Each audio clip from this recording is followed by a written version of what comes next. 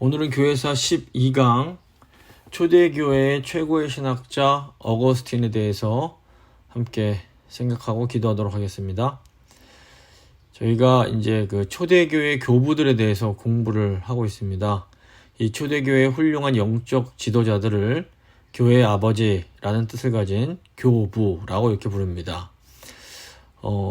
첫 1세기와 2세기에는 이제 속사도 교부들이 있었습니다. 이 속사도 교부들은 그 로마의 클레멘트, 이그나티우스, 폴리캅 같은 분들인데, 이분들은 이제 그 예수님의 제자인 사도들에게 직접 배우거나 영향을 받은 초대교회 지도자들이었습니다. 이 속사도 교부들 중에서는 그 핍박 중에 있는 교회를 보호하고 돌보는데 최선을 다한 분들이 많습니다. 그리고 그 이어지는 2세기와 3세기에는 변증가 교부들이라고 불리는 분들이 활동을 했습니다. 저스틴, 순교자라고 알려지는 순교자 저스틴, 터툴리안, 이레니우스, 오리겐 같은 이런 변증가 교부들은 당시에 그 세상을 이렇게 장악하고 있던 헬라 철학을 이용해서 이성적으로 기독교 진리를 설명하며 이 초기 교회의 이제 그 신학을 형성한 분들이라고 볼 수 있습니다. 그리고 이제 313년, 주 313년, 그러니까 14세기 초에 기독교가 공인된 이후의 교부들은 현재까지 이어지는 정통 기독교 교리를 이제 정립한 분들입니다. 이제 또 이 중에서 이제 암브로스, 제롬, 크리소스톰 같은 이제 교부들이 계신데, 이분들은 이제 그 중세교회의 기초를 정립했다라고 볼 수 있습니다. 이제 오늘은 초대교회의 마지막 교부로서 이 어거스틴 또는 아우구스티누스라고 불리는 이 가장 위대한 이 교부에 대해 생각을 해보겠습니다. 초대교회에서 가장 뛰어난 기독교 인물을 뽑으라 그러면 어거스틴을 뽑게 됩니다. 이 어거스틴은 하나님께서 예비하신 초대교회가 나온 가장 위대한 신학자, 목회자, 기독교 사상가였습니다. 그 어거스틴은 신앙적으로 겸손과 사랑을 가진 분이었을 뿐 아니라 신학적으로도 동방과 서방의 신학을 종합해서 이 기독교 신학이라고 불리는 것의 토대를 놓은 분이라고 볼 수 있습니다. 이 어거스틴은 2000년에 한번 나올까 말까한 정말 천재로 그 신플라톤주의를 비롯한 모든 철학에 능통했다고 합니다. 그 신학자들뿐 아니라 철학자들도 지금부터 1600년 전에 이제 썼던 이 어거스틴의 글을 아직도 열심히 연구를 하고 있습니다. 아주 대단한 분이라고 볼 수 있습니다. 오늘 이 어거스틴의 그에 대해서 이 어거스틴의 삶과 어거스틴의 사상 또는 신학 사상 이 두 부분으로 나눠서 한번 살펴보도록 하겠습니다. 어거스틴은 주 354년에 북아프리카 히포라는 곳에서 태어납니다. 아버지는 불신자였고 돌아가시기 전에 세례는 받았다고 합니다. 하지만 이제 어머니 모니카라는 분이 교회사에서 가장 위대한 어머니 중 한 분으로 알려져 있습니다. 그러니까 모니카는 이 아들 어거스틴이 하나님 앞에서 온전한 사람이 될 수 있도록 거의 평생을 간절히 기도했습니다. 어거스틴이 이제 17살 때 당시 그 정치, 경제, 문화의 중심지였던 카르타고로 유학을 가게 됩니다. 근데 거기서 이제 일반적 당시 사람들의 관습에 따라서 한 여인과 육체적 사랑에 빠져서 방탕한 생활을 하게 되고 얼마 후에 아들까지 낳게 됩니다. 그러니까 결혼하기 전에 이제 그 아들을 낳은 겁니다. 하지만 방탕한 생활을 하면서도 이 진리에 대한 열망은 끊이지가 않았습니다. 어거스틴이 이 교부 오리겐처럼 라틴 문학의 거장인 키케로의 글에 관심이 굉장히 많았습니다. 그래서 육체적이며 지적인 방황을 하던 어거스틴은 19살이 되면서 이 동방에서 기원한 마니교라는 종교에 심취합니다. 마니교는 그 헬라화된 페르시아 종교로서 당시 많은 사람들이 여기 이제 유혹을 받고 있었습니다. 마니교는 세상을 선과 악 두 개로 나눠서 이 역사는 선과 악의 투쟁의 과정이다. 이런 식으로 설명을 했습니다. 그러니까 어거스틴이 19살부터 29살까지 10년 동안 이 마니교에 빠져들어 있었는데, 이것은 마니교의 이 설명 체계가 굉장히 논리적이고 또 실천적이고 실존적이었기 때문입니다. 그런데 이제 결국에는 이 마니교도 참 진리가 아니었기에 어거스틴의 그 마음 가운데 있는 깊은 근본적인 공허함을 채워주지는 못했습니다. 결국 어거스틴이 29살에 그 마니교의 그 선생이었던 파우스투스라는 사람과 대면하고 이제 그에게 이제 철학적으로 예리한 질문을 던졌는데 그의 대답이 만족스럽지 못하니까 이제 그 마니교를 떠나서 그 로마를 거쳐 밀라노에 그 가서 수사 교수가 됩니다. 이 밀라노에서 이제 어거스틴이 신플라톤주의에 깊이 또 빠져들게 되는데 이 신플라톤주의는 이 마니교와 달리 마니교는 선과 악 이제 이원론 두 개로 나눠서 이 대립으로 봤는데 신플라톤주의는 하나님을 절대적이고 불변적인 선으로서 모든 변화를 초월하며 존재하는 모든 것의 근원이라고 이렇게 설명을 하고 있습니다. 그래서 이 악이란 것이 마니교 주장처럼 원래부터 있던 것이 아니라 선의 결핍과 선의 부재로 생겨나는 것으로 이제 설명을 했습니다. 당시 어거스틴과 함께 이제 밀라노로 왔던 어머니 이제 모니카가 밀라노 교회에 가서 울면서 기도를 하는 겁니다. 근데 이제 당시에 이 밀라노의 감독이 제가 지난주에 말씀드렸던 이 황제까지도 회개의 무릎을 꿇게 만들었던 암브로시우스, 그러니까 그 암브로스란 분이었습니다. 이 암브로스가 모니카가 아들 때문에 울고 있는 것을 이제 들은 후에 아주 유명한 말을 남기게 됩니다. 그 말이 뭔가 하면 눈물로 기도하는 어머니의 아들은 결코 망하지 않는다라는 말입니다. 당시 이제 어거스틴이 출세를 하려고 자신의 아들을 낳은 동거하던 여인을 그 아프리카로 돌려보내고 이제 정통 로마 출신의 처녀와 이제 약혼을 하게 됩니다. 근데 이제 법정 결혼 연령까지 한 2년의 기간이 남아 있었는데 또 그 기간도 참지 못하고 또 다시 다른 여인과 동거를 합니다. 그러니까 비록 철학의 대가요 교수로서 사람들을 가르치고 있긴 했지만 자기의 이 육체적 정욕을 절제를 하지를 못하는 겁니다. 어거스틴이 이제 자기 모습을 보면서 굉장히 괴로워했습니다. 이제 그러면서 이제 당시 그 밀라노의 그 감독이던 암브로스가 아주 유명한 설교자였고 아주 그냥 그 훌륭한 분이었기 때문에 어거스틴이 이제 지적인 호기심으로 매 주일마다 암브로스의 설교를 이제 분석을 하러 갔던 겁니다. 이제 암브로스가 어거스틴이 교회 갈 때마다 인간의 힘으로는 절대로 선하게 살 수 없다는 것을 계속해서 반복해서 가르칩니다. 이런 설교 내용이 있었다고 그러는데 원숭이가 인간이 하는 일을 따라한다고 인간이 될 수는 없다. 악인이 선한 일을 한다고 의인이 되는 것은 아니다. 오직 의인만이 선을 행할 수 있다. 그러나 인간은 죄에 빠져 모두가 다 근본적으로 악인이다. 그러므로 하나님만이 그 인간을 의인으로 만들 수가 있다. 그분은 인간이 되어 인간의 죄를 짊어지고 자기를 믿는 인간 속에 성령을 주셨다. 이렇게 하나님은 죄인을 의인으로 여겨주신다. 이 복음의 내용을 이제 설교를 했던 겁니다. 그래서 이 어거스틴이 암브로스의 설교를 들으면서 점점 그 마음의 평안을 얻어가게 됩니다. 그러다가 주 369년 9월에 아주 유명한 회심 사건이 일어납니다. 어거스틴이 밀라노 정원에서 친구와 함께 있는데 저 멀리서 아이들 뛰어노는 소리가 들리는데 그 중에서 톨레레게라는 음성이 들리는 겁니다. 근데 라틴어로 톨레레게는 집어들고 읽으라 이런 뜻이었습니다. 그래서 어거스틴이 마침 옆에 성경이 있어서 그 성경을 집어들고 성경을 딱 폈습니다.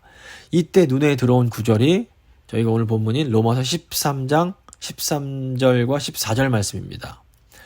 낮에와 같이 단정히 행하고 방탕하거나 술 취하지 말며 음란하거나 호색하지 말며 다투거나 시기하지 말고 오직 주 예수 그리스도로 옷 입고 정욕을 위하여 육신의 일을 도모하지 말라. 이 말씀은 방황하며 그냥 방탕한 생활을 하던 어거스틴에게 하나님께서 성령을 통해서 직접 주신 그런 말씀이었던 겁니다. 근데 이 말씀이 어거스틴의 삶을 탁 때리고 완전히 그 삶을 바꿔버립니다. 어거스틴이 회심할 때의 나이가 32살이었습니다. 어거스틴은 32살에 이제 자기가 낳았던 그 사생 아들과 함께 세례를 받고 고향인 북아프리카 히포로 돌아오게 됩니다.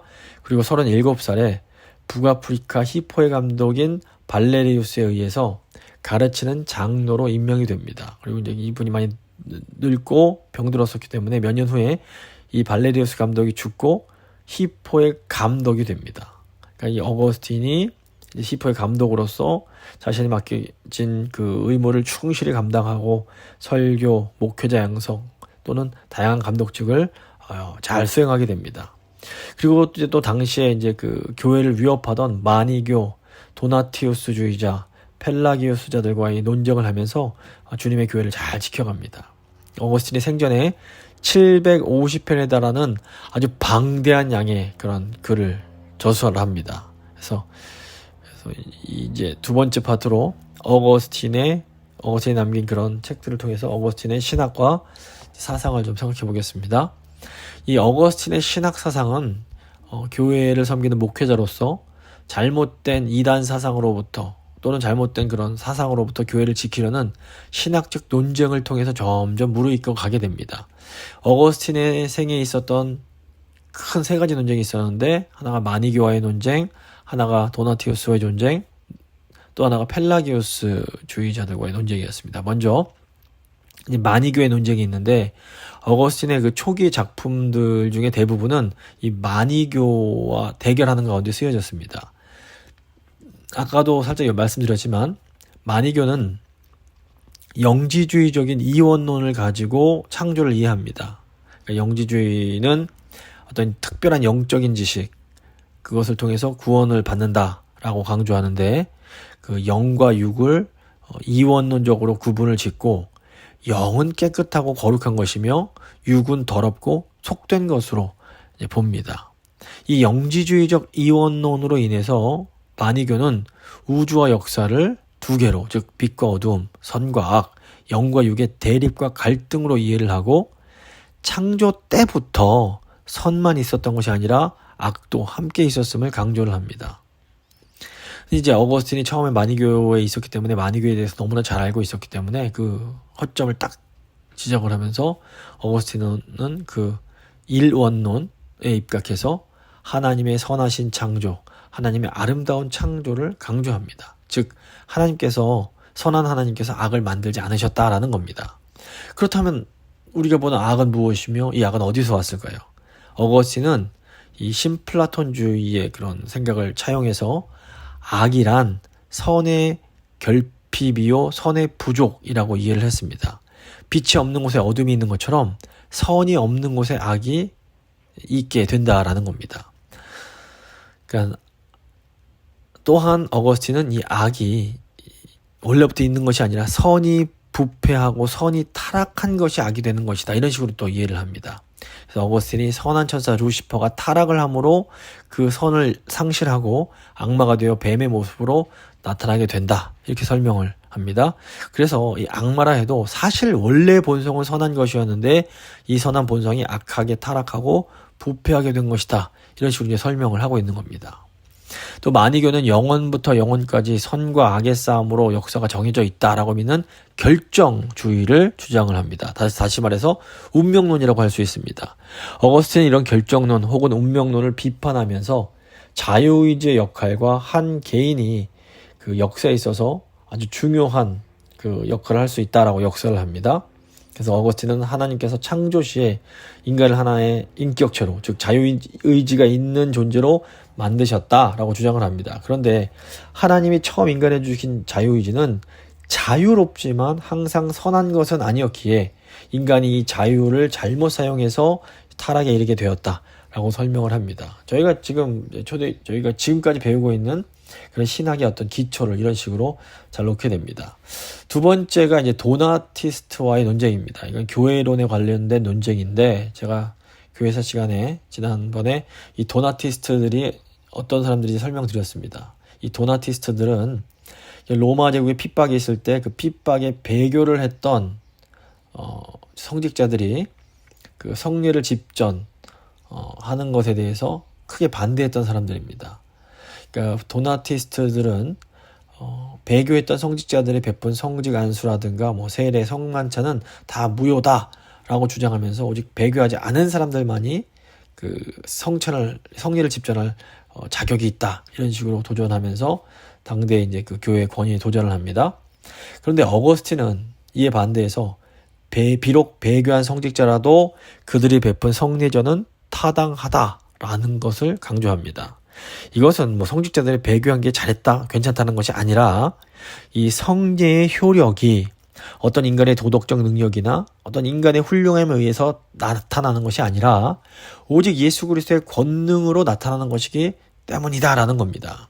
그러니까 어거스틴은 성만찬이나 세례가 그리스도의 이름 또는 삼위일체 이름으로 행해졌다면 그것이 뭐 교회 안에서나 교회 밖에서나 성직자가 흠이 있거나 없거나 이것과 무관하게 그 삼위일체 하나님의 이름으로 인해서 타당성을 갖게 된다라고 주장을 합니다. 그럼에도 불구하고 이 효력성에 있어서는 교회 안에 들어와야 함을 강조하면서 이 교회가 분열되는 것으로부터 교회를 지키려고 노력을 합니다.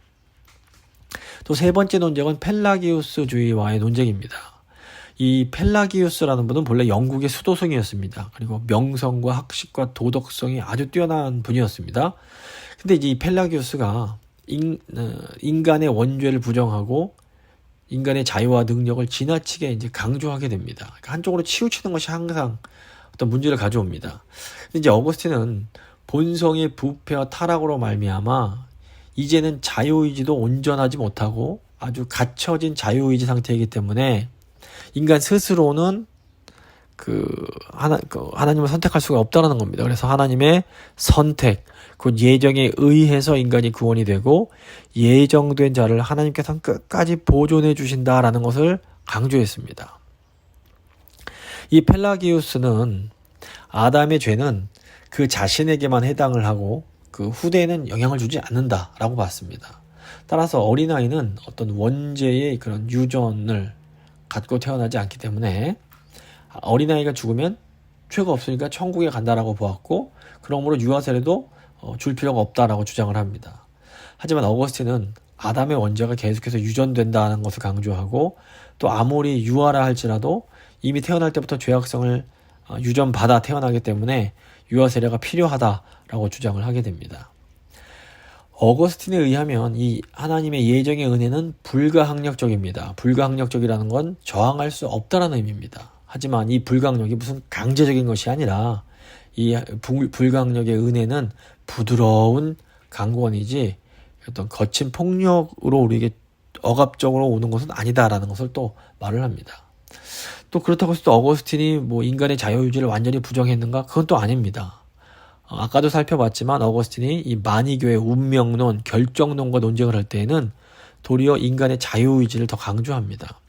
하지만 이 펠라기우스와 논쟁할 때에는 어떤 선을 행할 수 있는 자유의지보다는 예정과 은총을 더 강조하는 측면이 있습니다. 그래서 어거스틴이 예정의 은총 안에서 인간의 자유의지의 참여와 선행적 역할을 말을 하게 됩니다. 그래서 어거스틴이 이 펠라기우스에 맞섰던 것은 그가 인간의 자유를 지나치게 강조해서 결과적으로 하나님의 은혜가 약화되게 만들었기 때문입니다.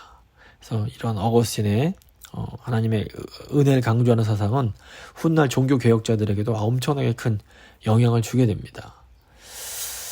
또 이제 어거스틴의 사상 중에서 이 인식론이 있습니다. 그러니까 인식론이란 것은 무엇을 어떻게 아느냐는 건데 우리의 지식과 관련된 그런 이론인데 어거스틴은 하나님이 우리 인간에게 자신을 열어 보여주시는 이 계시 사건을 통해서 하나님을 알 수 있다라고 이제 주장합니다. 곧 하나님의 계시는 이 십자가 속에서 모두 드러났는데 십자가의 예수를 본 사람은 하나님을 본 것이요 십자가 사건 속에서 하나님의 사랑과 능력을 온전히 알 수 있다라고 강조합니다. 오늘 오전 시간에 설교했던 내용과도 연결되는 부분이 있습니다. 그 마틴 루터, 종교개혁자 마틴 루터가 이런 어거스틴의 계시 신학에 입각해서 자신의 그 십자가 신학을 발전시킬 수 있게 됩니다. 이제 또 어거스틴의 시간관이 유명합니다. 어거스틴이 쓴 책 중에 이 고백록이라는 책이 유명한데 당시 이제 어거스틴이 너무 사람들한테 칭찬받고 칭송을 받으니까 이게 너무 부담스러워서 나 그런 존재 아니다. 나는 정말 추한 과거를 가지고 있다라고 하면서 자신을 구원하신 하나님을 찬양하기 위해서 쓴 책이 이제 이 고백록입니다. 근데 이 책 안에는 자신의 그런 과거의 부끄러운 모습뿐 아니라 후반부에 아주 유명한 그 시간론이 들어 있습니다. 그래서 어거스틴의 시간을 이해할 때 시간이 내 마음속 심리적인 시간과를 얘기를 합니다. 이것은 그 성경에 보면 야곱이 라헬을 사랑한 나머지 14년간의 이런 어떤 종살이를 수일처럼 했다는 표현이 있습니다. 이걸 보면서 어거스틴에게 보기에 그 시간은 오직 현재뿐이라는 겁니다. 그러니까 과거는 이 현재의 기억이고 미래는 현재의 기다림이라는 겁니다. 그러니까 오직 현재만이 존재한다. 이렇게 이제 어거스틴이 보고 있습니다.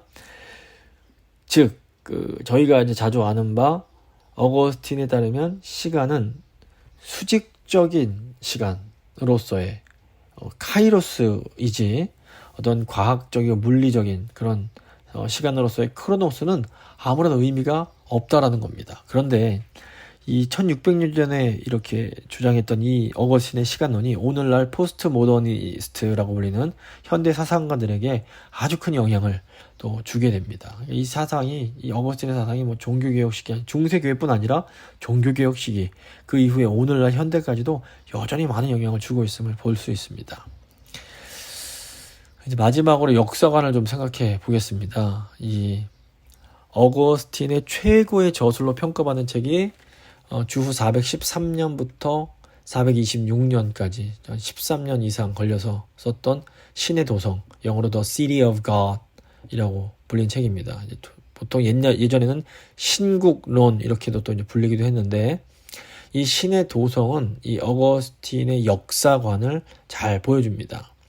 주후 410년에 로마가 800년 만에 처음으로 저 북방 이민족인 게르만족에게 침공을 받게 됩니다. 로마시가 공포의 도가니가 되고 사륙과 비명이 그치질 않게 됩니다. 세계사 시간에도 아주 유명하게 다루고 있는 내용입니다. 이 게르만족이 노인이건 부인이건 어린아이건 가리지 않고 약탈하고 능욕을 합니다. 지옥 같은 시간이 이제 단 3일밖에 없었지만 그 충격은 정말 상상할 수 없이 컸던 것으로 보입니다. 당시 이제 로마인들이 받은 충격이 미국이 9.11 테러를 당했던 충격, 그 이상의 충격이 있었다고 보면 됩니다. 그래서 도대체 이 강대국 로마에 왜 이런 일이 벌어지는가? 이것이 이제 모든 로마인들의 질문이었습니다. 그 로마의 그리스도인들 같은 경우에는 이 기독교 국가인 로마에 도대체 어떻게 이런 일이 일어났는지를 질문을 했고, 또 기독교를 받아들이지 않았던 로마의 전통주의자들은 로마가 기존의 로마의 신들을 버리고 기독교로 개종했기 때문이다 라고 또 주장을 하기 시작했습니다. 이런 문제에 대해서 고민 씨름하며 쓴 책이 바로 이 신의 도성입니다. 어거스틴의 답은 한마디로 로마 제국이 기독교 국가라는 건 착각이다 라는 겁니다. 어거스틴은 이 하나님의 역사 섭리와 예정 안에서의 인간의 역사적 참여와 책임을 강조합니다. 그러니까 어거스틴은 역사 속에 있는 인간의 인격의 변화와 자유의지의 역할에 따라서 역사도 함께 발전하고 변화한다라고 이제 보았던 겁니다. 자유의지와 인격은 이 역사 가운데 사랑으로 표현이 됩니다. 그러니까 하나님을 향한 사랑과 자기 사랑, 이 자기중심적 사랑이 한 인격 안에서 싸우는 것이 처음에 썼던 고백록에 나타나 있다면, 그것이 좀 더 확장돼서 역사 가운데 하나님을 향한 사랑과 인간을 향한 자기 사랑이 나타난 것이 하나님의 도성이라고 볼 수 있습니다. 하나님의 사랑으로 지배되는 하나님의 도성은 처음에 아벨로부터 야곱, 이스라엘, 교회로 이어져 내려오게 됩니다. 선택받은 자들, 언약 백성들로 쭉 이어져 내려옵니다. 또 이기적인 자기 사랑으로 지배되는 세속 도성은 가인으로부터 에서, 또 그 이후에 아수르, 바벨론, 그리스, 로마로 이어져 내려온다라는 겁니다. 어거스틴은 로마 제국이 겉으로는 기독교 국가처럼 보여도 그 안을 잘 들여다보면 여전히 이교도의 삶을 그대로 살고 있다라고 주장을 합니다. 실제로 로마에는 타락한 목욕문화, 사람을 죽이는 스포츠, 음란한 영국문화 등이 여전히 존재했던 겁니다. 어거스틴이 로마가 겉모양은 기독교의 간판을 달았을지 몰라도 속 알맹이는 여전히 로마는 기독교 나라다. 로마가 번성한 것은 하나님이 복음 증거의 방편으로 사용하기 위해서였다. 이제 그 목적이 달성되었으므로 로마도 다른 나라들과 같은 운명을 걷게 하신 것이다. 죄가 관영할 때 긍휼이 사라지면 거기에는 심판뿐이다.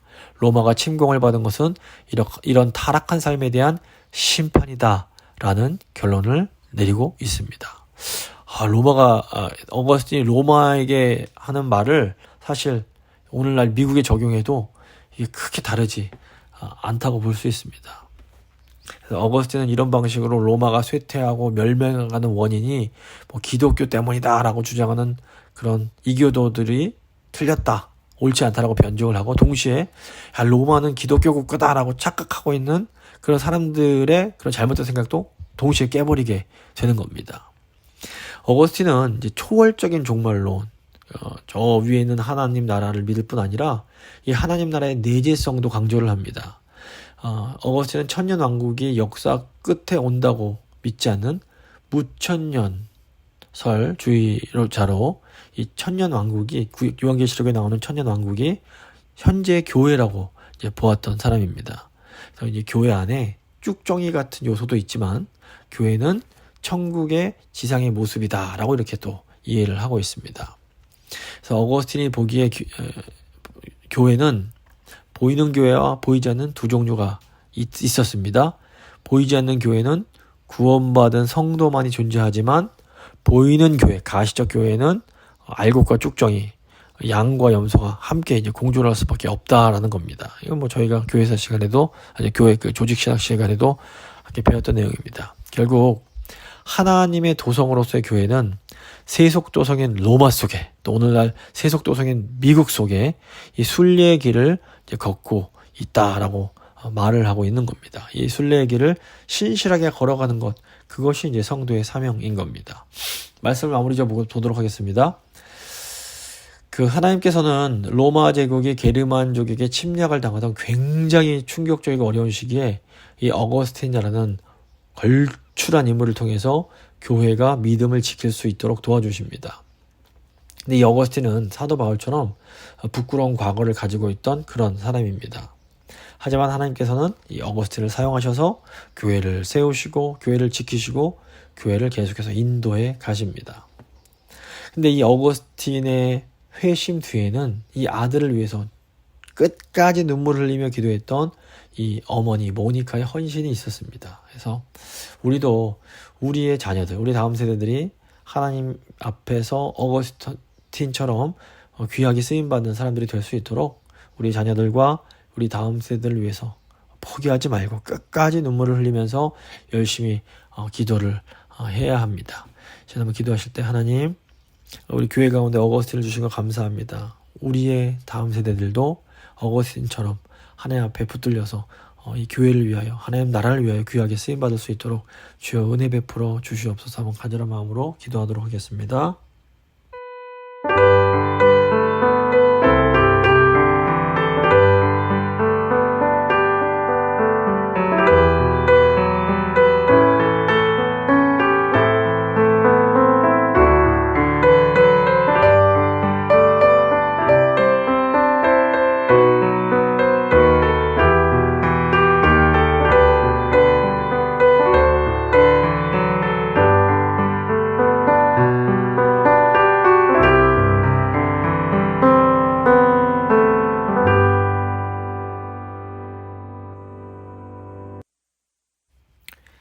살아계신 하나님 감사합니다.